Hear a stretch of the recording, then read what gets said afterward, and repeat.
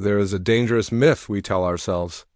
We convince our hearts that to carry the past is an act of honor, that every scar and every smile must be preserved to define who we are.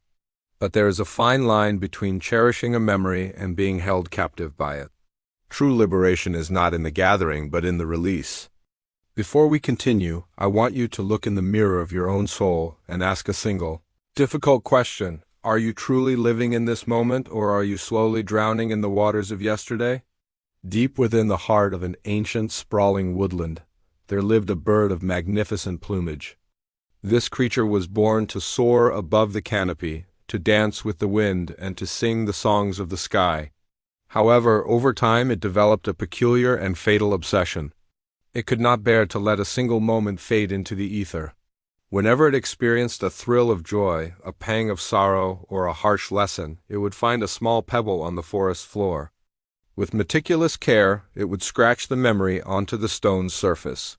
It fashioned a sack from woven vines and began to collect these stones. At first, the burden was light, a mere souvenir of a life well lived.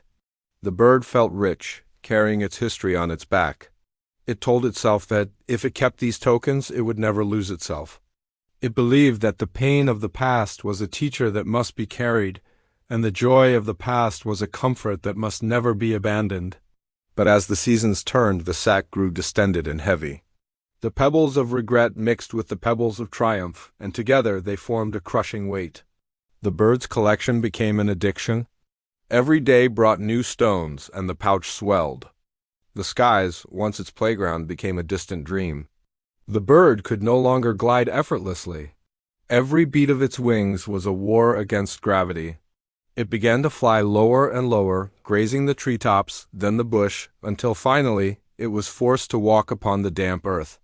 It had traded its wings for a burden it refused to put down. Watching from a high branch sat an old gray owl, the keeper of forest secrets.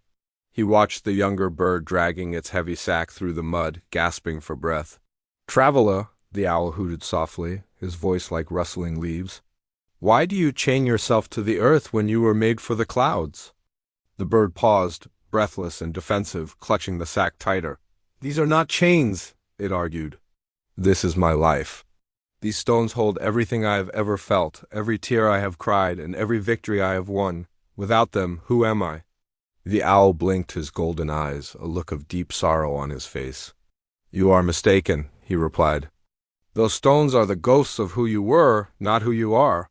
By carrying yesterday so tightly, you are sacrificing your ability to live today." The bird did not understand. It felt insulted and trudged on, ignoring the wisdom. But then came the storm. The rains lashed down, turning the forest floor into a slick mire.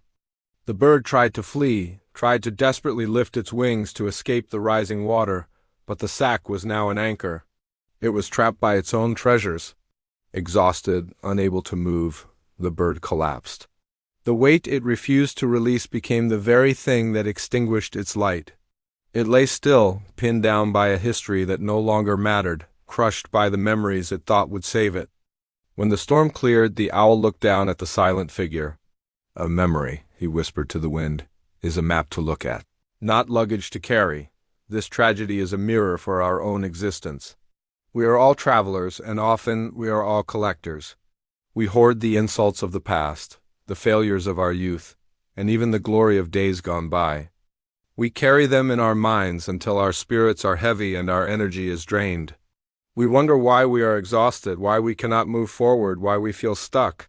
It is because we are trying to walk toward the future while dragging the corpse of the past behind us.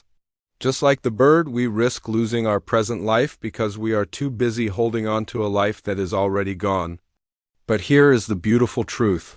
Life is renewable. The sun rises fresh every single morning. You cannot rewrite the pages that have already turned, but you hold the pen for the page that is open right now. It is time to untie the knot. Drop the stones. Forgive the old hurts, release the old victories, and step lightly into the now. Try something new, breathe fresh air, and build a future unburdened by what used to be. Your wings are ready, but you must first choose to be free. If this message resonated with your spirit and lightened your load, please share it to help others unchain themselves. Do not forget to subscribe to our channel, for we will return with more journeys into wisdom. Until then, be patient with yourself, stay grateful, and keep flying high.